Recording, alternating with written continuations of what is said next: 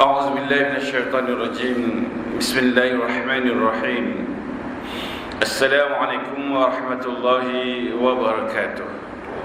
إن الحمد لله نحمده ونستعينه ونستهديه ونستغفره، نؤمن به ونتوكل عليه، ونعوذ بالله من شرور أنفسنا ومن سيئات أعمالنا. من يهده الله فلا مضل له ومن يضلل فلا هادي له.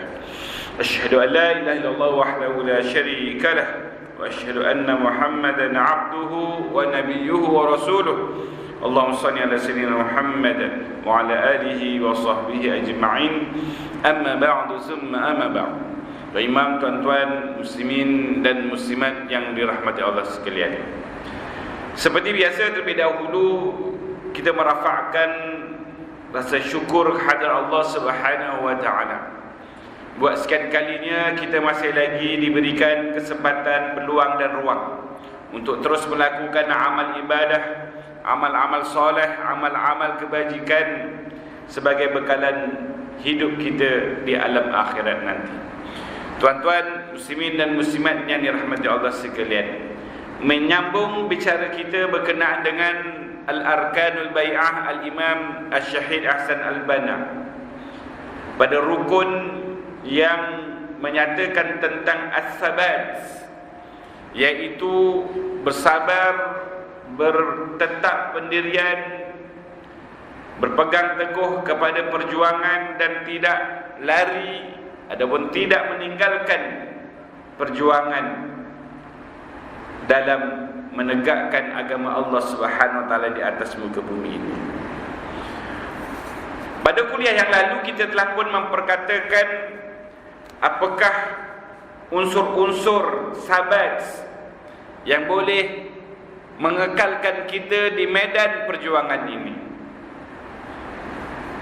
Tidak lain dan tidak bukan iaitu sentiasa mengharap kebergantungan kepada Allah Subhanahu wa taala, sentiasa berdoa dan sentiasa mengucapkan zikir, tasbih, tahmid, takbir kepada Allah Subhanahu wa taala, yang mengiringi kesabaran saban waktu dan saban ketika, di waktu pagi, di waktu petang dan juga waktu malam, bangun qiyamul lail untuk membina kekuatan hubungan dengan Allah Subhanahu wa taala.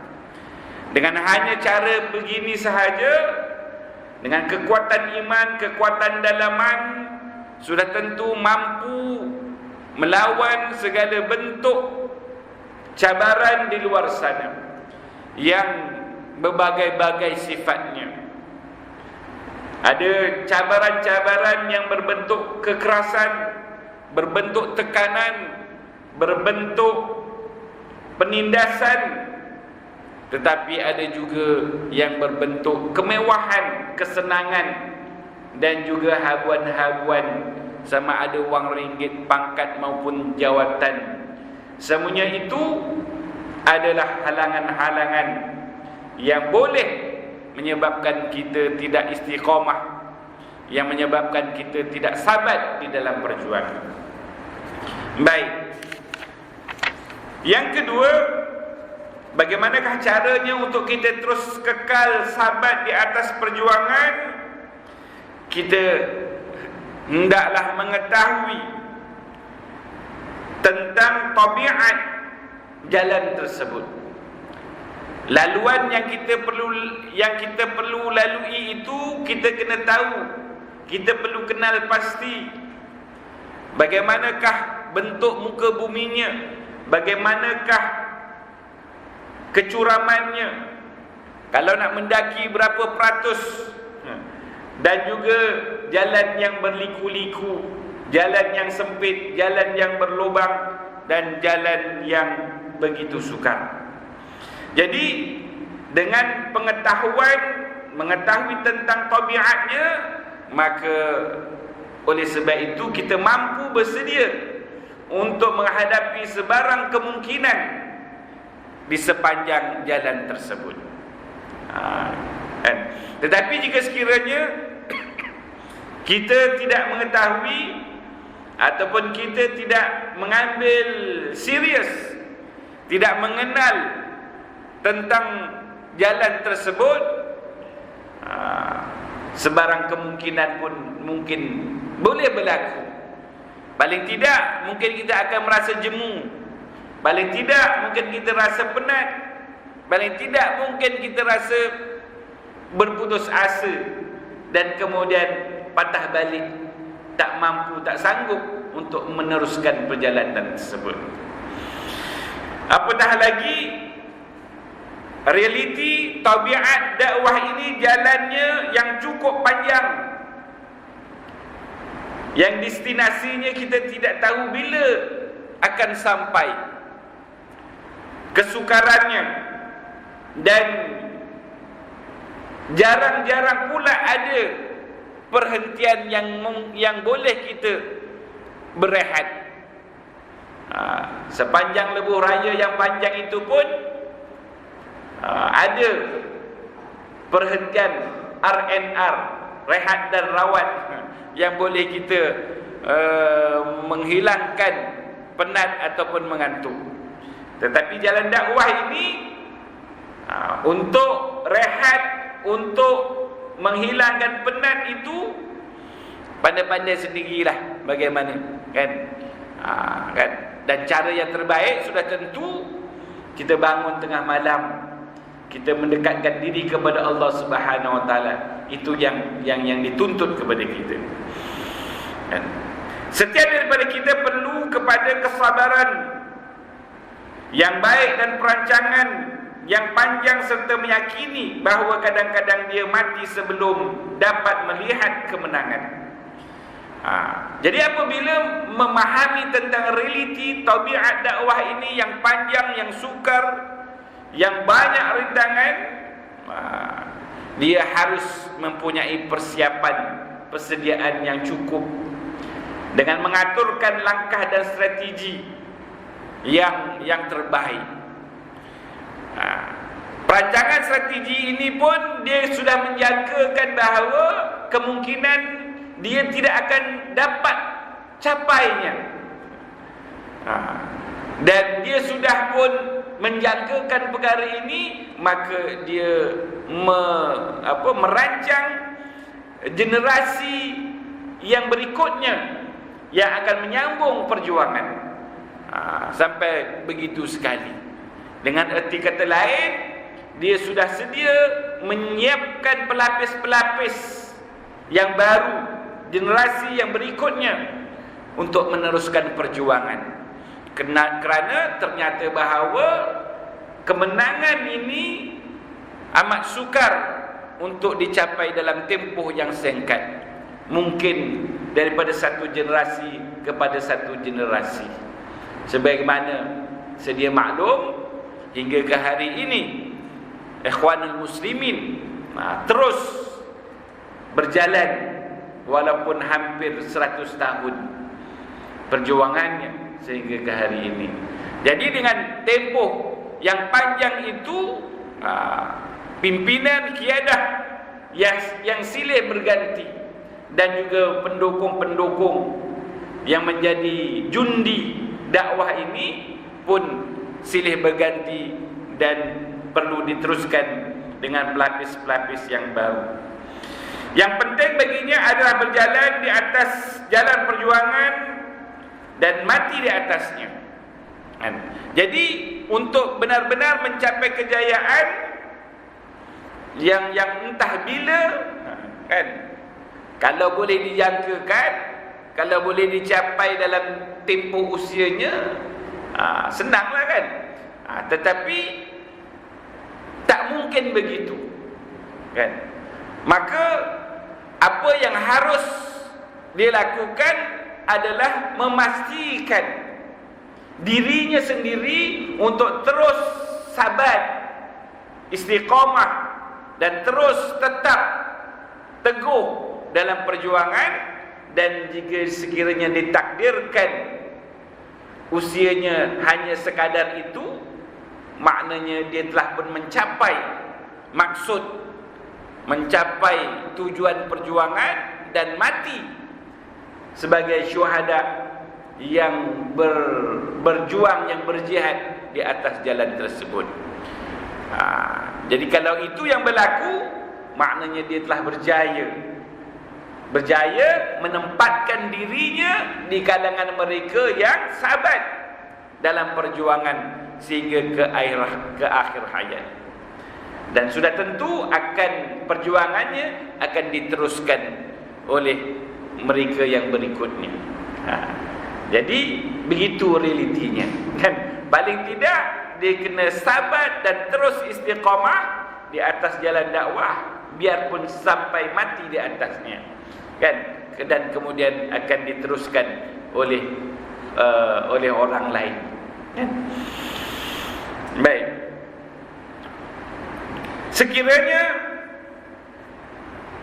seorang pejuang meyakini itu semua dan dia tidak akan kokoh dalam mengutip hasil sebelum tiba waktunya, kan?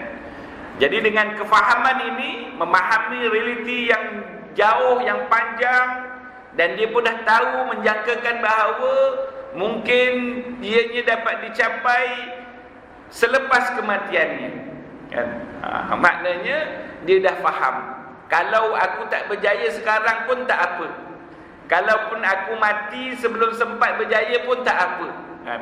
Jadi tidak ada sebarang tekanan kepada dia untuk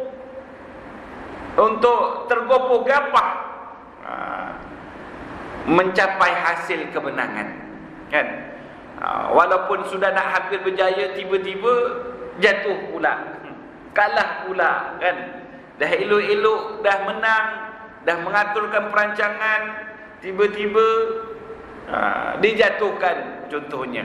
Jadi itu tidak menjadi kebimbangan dan tidak menjadi sesuatu yang menyebabkan dia berputus asa, kan? Kerana dia tahu tabiat dakwah tu memang begitu.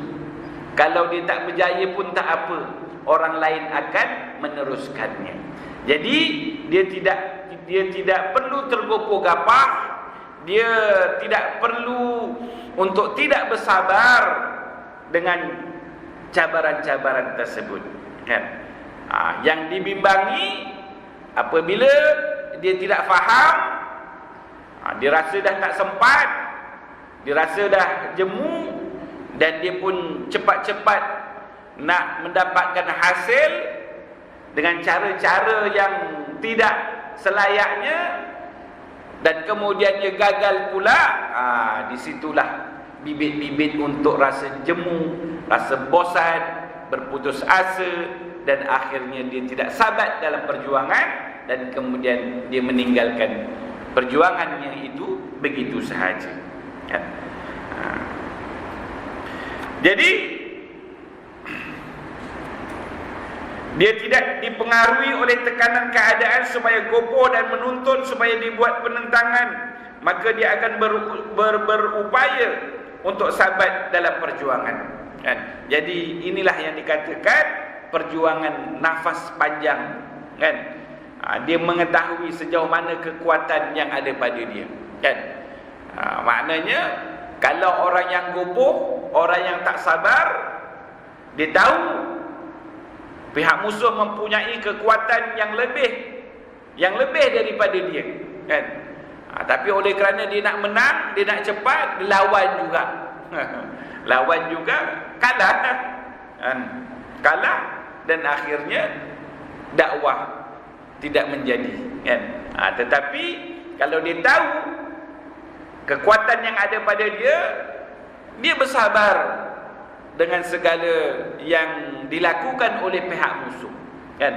Kerana dia percaya kalau dia nak menentang musuh pun tak akan berjaya. Jadi adalah lebih baik untuk dia bersabar dan terus membina kekuatan, membina pengaruh, membina ahli-ahli yang baru, sehinggalah ditakdirkan oleh Allah Subhanahu Wa Taala cukup mempunyai kekuatan dari segi bilangan, dari segi kualiti, dari segi kemungkinan yang ada.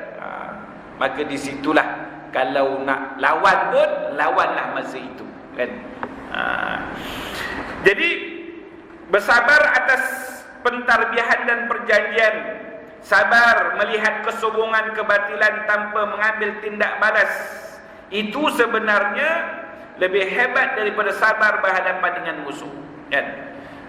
Kadang-kadang inilah yang cabaran yang sangat memenatkan, cabaran yang sangat menjengkelkan, yang boleh memutuskan semangat perjuangan.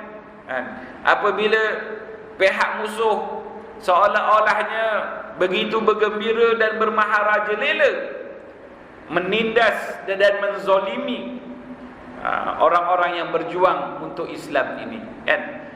Tetapi adalah lebih baik untuk terus bersabar daripada nak melawan ataupun menentang yang ternyata musuh mempunyai kekuatan yang lebih daripada dia, kan?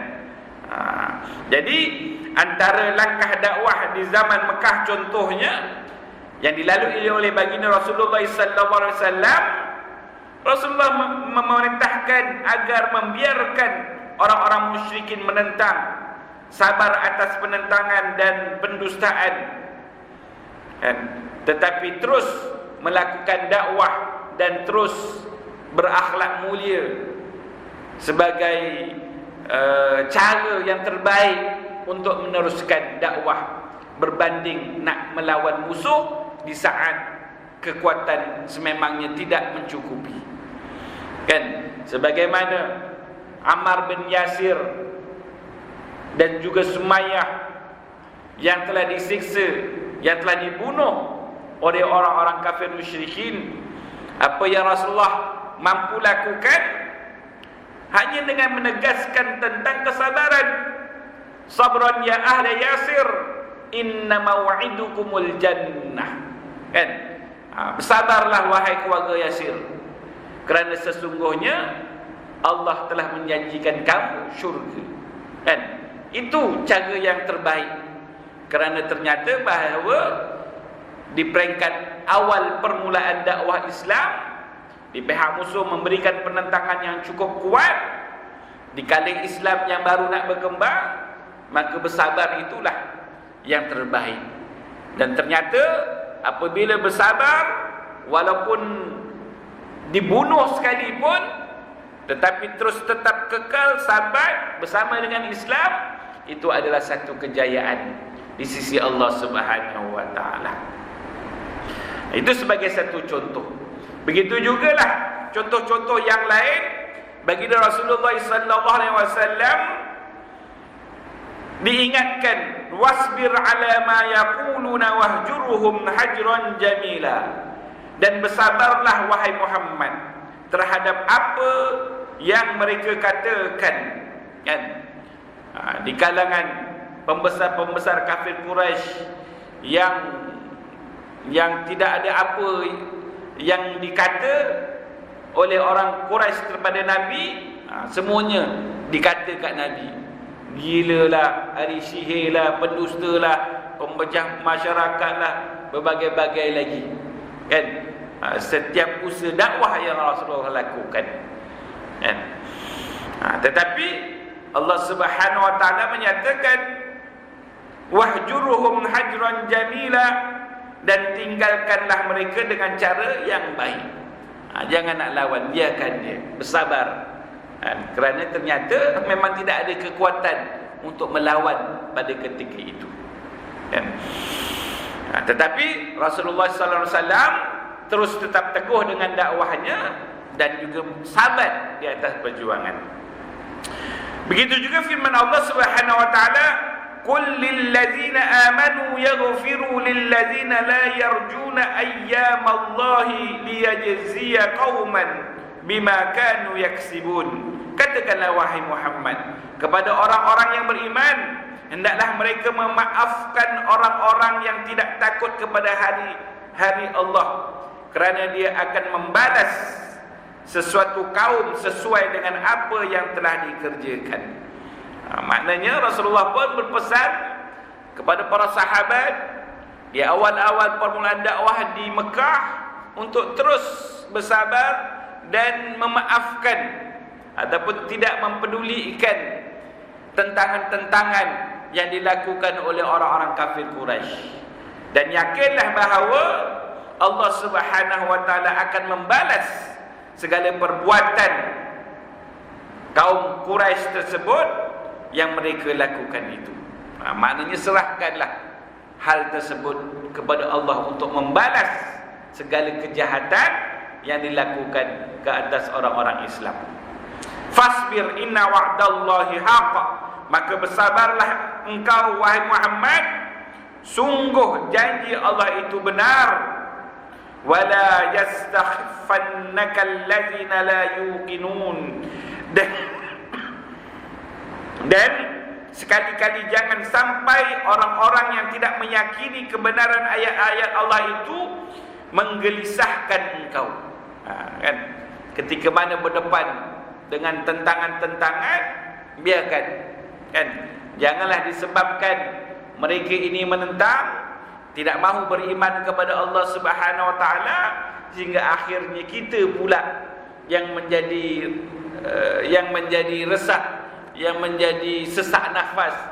Tak apa, dia tak nak menerima, tak apa.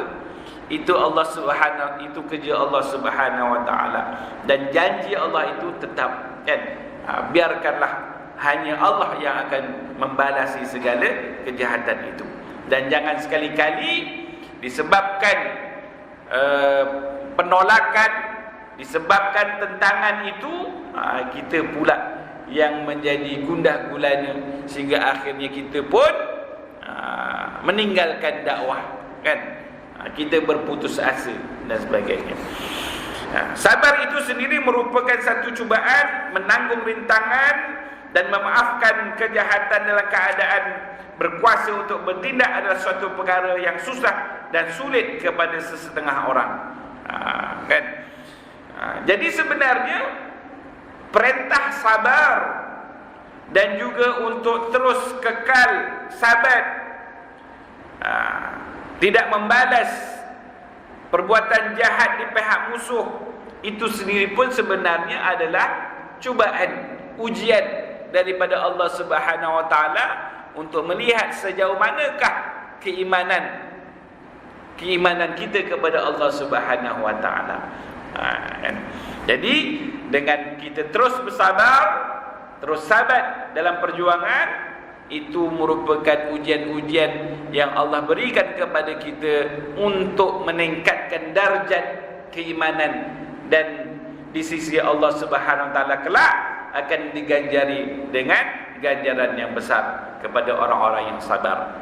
Innama yuwaffas sabiruna ajrahum bighairi hisab. Sesungguhnya orang-orang yang sesungguhnya Allah Subhanahu wa taala membalasi orang-orang yang sabar itu bighairi hisab, iaitu satu ganjaran yang tidak ada batasannya. Tak ada limit Allah Subhanahu wa taala memberikan balasan. Baik. Kemudian Rasulullah sallallahu alaihi wasallam terus mentarbiah para sahabat yang beriman di atas manhaj ini.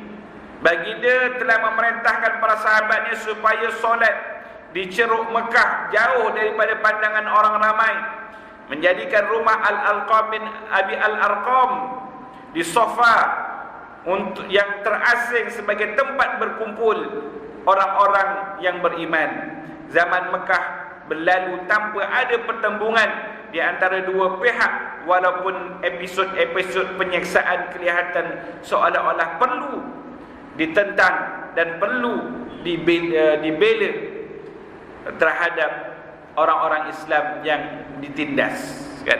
Tetapi Rasulullah sallallahu alaihi wasallam tetap bersabar dan memilih jalan untuk tidak menentang, walaupun kalau nak dikira satu penindasan yang begitu ketara, tetapi oleh kerana ini adalah zaman permulaan dakwah Islam di zaman Mekah yang belum mempunyai cukup bilangan, kalau dari segi bilangannya pun belum cukup nak melawan kekuatan di pihak musuh. Dari segi kekuatan kebendaannya pun, persenjataannya apatah lagi, masih lagi jauh, kan? Ini baru awal-awal dakwah Rasulullah, kan? Di mana orang-orang kafir Quraisy menentang dan menindas orang-orang Islam yang beriman, yang rata-ratanya di kalangan orang-orang yang miskin, orang-orang yang lemah, di kalangan hamba abdi yang disiksa dan sebagainya. Tetapi oleh kerana tabiat dakwah di awal permulaan ini, dia kena terus bersabar dan terus sabar walaupun ditindas, kan? Keadaan ini berterusan walaupun jamaah Islam mempunyai beberapa orang yang kuat dan gagah dengan kemasukan Sayyidina Umar contohnya, tetapi itu pun Rasulullah masih lagi memilih untuk bersabar dan tidak melakukan penentangan dan tidak melakukan peperangan ke atas mereka, kan? Sebab itulah peperangan antara orang-orang Islam dengan orang kafir ini hanya berlaku selepas hijrah baginda Rasulullah ke Madinatul Munawwarah, kan? Tahun yang kedua hijrah barulah berlakunya peperangan Badar, berlakunya perang Uhud, perang Khandaq dan sebagainya. Kerana pada ketika itu sudah mempunyai kekuatan sendiri nak melawan di pihak musuh. Tapi sebelum hijrah, Rasulullah bersabar dan terus istiqamah, sabar menyampaikan dakwah. Tekanan keadaan petanda yang menunjukkan jalan penyelesaian yang salah, walau bagaimana panjang sekalipun tempoh menanti penyelesaian yang sahih, jalan ini tetap ialah jalan yang benar. Kerana soal benar ataupun salah bukan diukur dengan panjang ataupun pendek, kan? Benar tetap benar walaupun perjuangannya memakan puluhan tahun, memakan tempoh masa yang panjang, kan? Tapi dia tidak bermakna dakwah tersebut ataupun perjuangan tersebut salah, kan? Cumanya belum ditakdirkan untuk mendapatkan kemenangan, kan? Apa kau ni berdakwah lama sangat, apa kau punya perjuangan ni tak menang-menang? Ini mesti salah ni, ada something wrong, dia kata. Tak, dalam perjuangan Islam dia tidak begitu. Dakwah Islam bukan begitu. Kerana soal menang atau kalah, berjaya ataupun tidak, hidayah ataupun tidak, itu semua kerja Allah Subhanahu Wa Taala. Allah hanya memerintahkan kita untuk berdakwah, untuk berjuang. Lama mana sekalipun, teruskanlah selagi mana tidak ditakdirkan lagi untuk mendapatkan kemenangan. Jangan kita rasa seolah-olah lama kelamaan kita sendiri pun rasa sangsi. Betul ke aku punya dakwah ni? Betul ke aku punya perjuangan ni, kan? Lama tak menang-menang, tak berjaya-jaya, orang pun tak bertambah-tambah, kurang memang adalah, kan? Jadi kadang-kadang timbul keraguan, kesangsian. Tetapi apabila kita memahami tentang tabiat dakwah ini, realiti dakwah ini, benar ataupun salah tidak diukur oleh dengan panjang ataupun pendek, maka benda ini tidak menjadi masalah, dan dia akan terus sabar dan sabat selama mana sekalipun, dia akan terus tetap di atas perjuangan ini, kan? Buat dan bukan juga apabila kemenangan dalam tempoh yang singkat, kita dah berjaya, benarlah, Allah pun dah redha, Allah pun dah suka, dia tolong kita. Inilah dakwah yang sebenarnya, kan? Kalau ya okeylah, alhamdulillah, kan? Tetapi taklah semestinya begitu, kan? Maknanya bila berjuang sekejap dapat menang, ni betul, ni berjuang tak menang-menang lama, kan? Ini mesti salah, tak begitu, kan? Soal benar ataupun salah bukan diukur oleh panjang dan pendeknya kemenangan itu, kerana itu semua ketentuan daripada Allah Subhanahu wa taala. Dan jadi memahami tentang tabiat dakwah yang sedemikian rupa, Allah Subhanahu wa taala berfirman dalam surah An-Nisa ayat 77, alam tara ilal ladzina qila lahum kuffu aydiyakum, tidakkah engkau memerhatikan orang-orang yang dikatakan kepada mereka, tahanlah tanganmu daripada berperang, kufu aydiyakum. Allah kata tunggu dulu, jangan cepat sangat untuk bertindak, kan? Kufu aydiyakum, sabar, wa aqimus solah wa atuz zakah falamma kutiba alaihimul qital, laksanakanlah solat dan tunaikanlah zakat. Ketika mereka diwajibkan berperang, tiba-tiba sebahagian mereka, yakni golongan munafik, takut kepada musuh, takut kepada manusia, yakni musuh, seperti takutnya kepada Allah, bahkan lebih takut dari itu. Falamma kutiba alaihimul qital idza fariqum minhum yakhshawna an-nasa ka khasyatillah aw ashadda khasyah. Ini makna di kalangan mereka yang gupuh, mereka yang isti'jal, yang nak cepat, kan? Dia tak boleh nak bersabar, tak boleh nak tahan, kan? Dia kalau boleh nak perang je. Perang je senang, habis cerita bunuh semua orang, kan? Tapi sebenarnya itu bukanlah menunjukkan keberanian, ataupun bukanlah itu sebagai jiwa sebagai seorang pejuang, kan? Yang nak cepat sangat berperang ni, sebenarnya mereka malas, mereka tak nak bersabar, kan? Tapi ketika mana benar-benar Allah Subhanahu wa taala perintahkan perang, berjihad, falamma kutiba alaihimul qital, dia pula yang bising-bising awal-awal tu ketakutan. Ternyata bahawa dia sememangnya bukanlah pejuang yang sebenar. Sebaliknya dia nak cepat menang, dia nak kira habis, selesai, bunuh je, kan? Jadi inilah itu antara sifat orang-orang munafik yang cuba untuk lari, kan? Wa qalu rabbana lima katabta alaina alqital laula akhartana ila ajalin qarib. Mereka berkata, ya Tuhan kami, mengapa engkau wajibkan berperang kepada kami? Mengapa tidak engkau tunda kewajipan berperang kepada kami beberapa waktu lagi?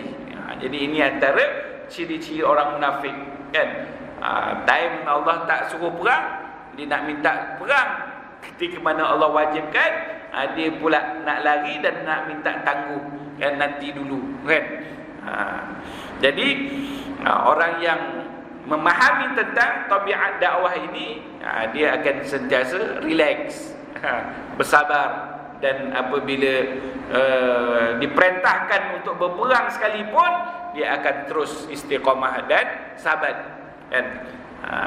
Jadi berdasarkan kepada ayat di atas, sebagaimana yang dikatakan oleh Syekh Qutb, Allah heran terhadap mereka yang bersemangat untuk berperang dan tergesa-gesa.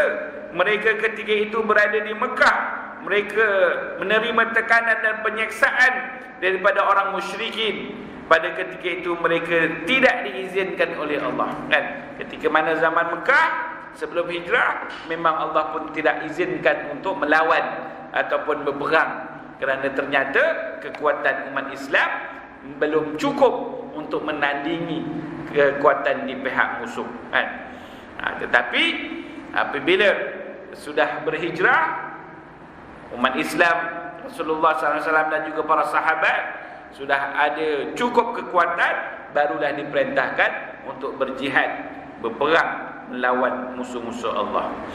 Dan apabila tiba waktu yang sesuai, yang diketahui oleh Allah dan keadaan itu telah bersedia, maka Allah telah wajibkan berperang Ketika itu segolongan dari mereka takut dan gerun untuk berperang, kan? Tetapi mereka yang beriman, yang sabar, dia sudah cukup persediaan. Perintahkanlah apa saja, mereka akan laksanakan. Tetapi orang yang terburu-buru, orang yang munafik, mereka telah menolak ketakutan apabila diperintahkan. Tuan-tuan muslimin dan muslimat yang dirahmati Allah sekalian, ternyata bahawa hakikat perjuangan ini sememangnya begitu sukar sekali. Dan anggaplah itu semua adalah ujian-ujian. Alif lam mim ahasiban nasu ayyutraku ayyaqulu amanna wa hum la yuftanun. Dan itu semua adalah ujian. Jangan kamu menyangka kamu beriman, yaqulu amanna wa hum la yuftanun, kan? Kamu mengaku beriman dan kemudian Allah akan uji. Am hasibatum an tadkhulul jannah. Jangan kamu menyangka bahawa kamu boleh masuk ke dalam syurga, walamma ya'tikum, sehingga belum lagi datang kepada kamu masalul ladzina khalau min qablikum, sebagaimana orang-orang yang terdahulu telah diuji oleh Allah Subhanahu wa taala. Matsathumul ba'sa wad-dharra wa zulzilu hatta yaqula ar-rasulu wal ladzina amanu ma'ahu mata nasrullah ala inna nasrallahi qarib. Itu semua adalah ujian-ujian yang mesti dilalui oleh setiap mereka yang mengaku sebagai pejuang di atas jalan Allah Subhanahu wa taala. Tuan-tuan muslimin dan muslimat yang rahmati Allah sekalian, memadai untuk malam ini, masih pun dah waktu Isya. Kita tangguh dengan tasbih kafarah dan juga suratul As. Subhanakallahumma wa bihamdika asyhadu an la ilaha illa anta astaghfiruka wa atubu ilaik. Bismillahirrahmanirrahim. Al-'asri innal insana lafi khusr illa alladziina amanu wa 'amilus solihati wa tawassaw bil haqqi wa tawassaw bis sabr. Aqulu qawli hadza astaghfirullaha li wa lakum wa billahi taufiq hidayah. Assalamu alaikum warahmatullahi wabarakatuh.